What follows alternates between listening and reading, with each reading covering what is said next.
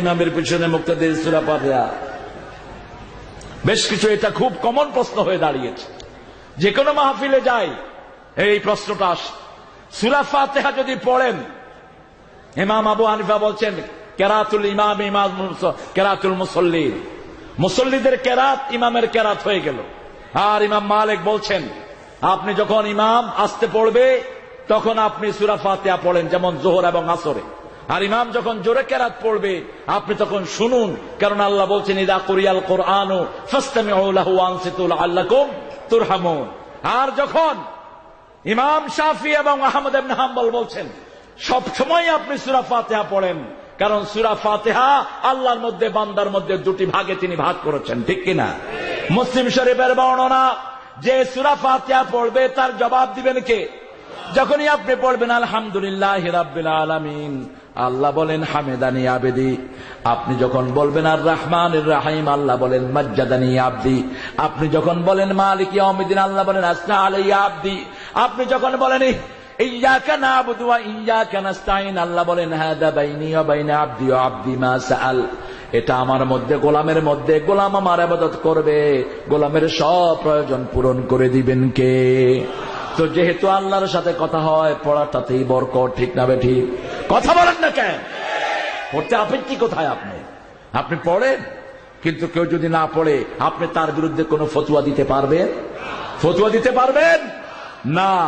কারণ আমাদের দেশে এখন শুরু হয়েছে মাযহাবি আল্লাহ মাযহাবি। আরে কাকে লা মাযহাবি বলো?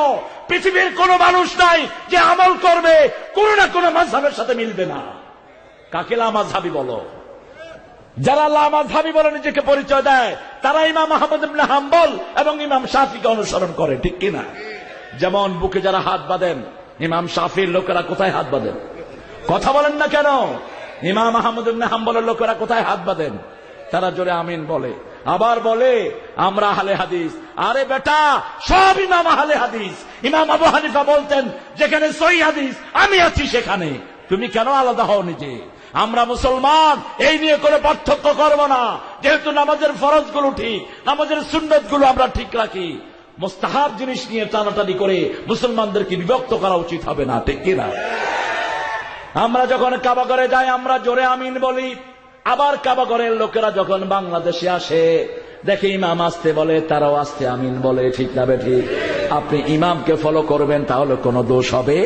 তবে বিশ্বনবী জোরে আমিন বলেছেন, কেউ যদি জোরে আমিন বলে তাকে নিষেধ করা যাবে, কিন্তু ইমামের পিছনে ইমাম যদি আস্তে আমিন বলে আপনি জোরে আমিন বলাটা উচিত হবে? উচিত হবে না। আপনি সেই আদব রক্ষা করবেন। আমার পিছনে নামাজ পড়েছেন বাইতুল মুকাদ্দাসের ইমাম, আমি তার পিছনে নামাজ পড়েছি, কোনো পার্থক্য তো হয়নি আমাদের। এখন সুন্নত জানা না যারা, তারা এই পার্থক্য করে, ফুটুস ফাটুস দুই তিনটা সেজদা দিয়ে কয় হানাফি মাযহাবের লোক ইমাম আবু হানিফার নামাজ পড়েছি। পাইছো কোথায়?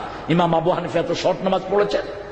মসজিদে নববীর নিচে চারটা বড় বড় লাইব্রেরি, সবচেয়ে বড় লাইব্রেরিটির নাম হলো লাইব্রেরি অফ মাকতাবাতুল আবু হানিফা রাহমাতুল্লাহি আলাইহি।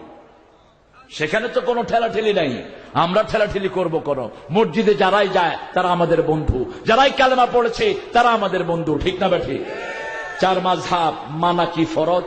কে বলে মাযহাব মানা ফরজ? হাদিস মানা ফরজ। বিশ্বনবী নামাজ যেভাবে পড়েছেন সেটা মানা ফরজ, ঠিক কিনা? আল্লাহ বলেছেন নামাজ পড়ো, কিন্তু ফজর 2 রাকাত, রুকু সেজদা এগুলো শিখিয়েছেন মুহাম্মদ সাল্লাল্লাহু আলাইহি ওয়াসাল্লাম। বিশ্বনবীকে মানা ফরজ কে করেছেন?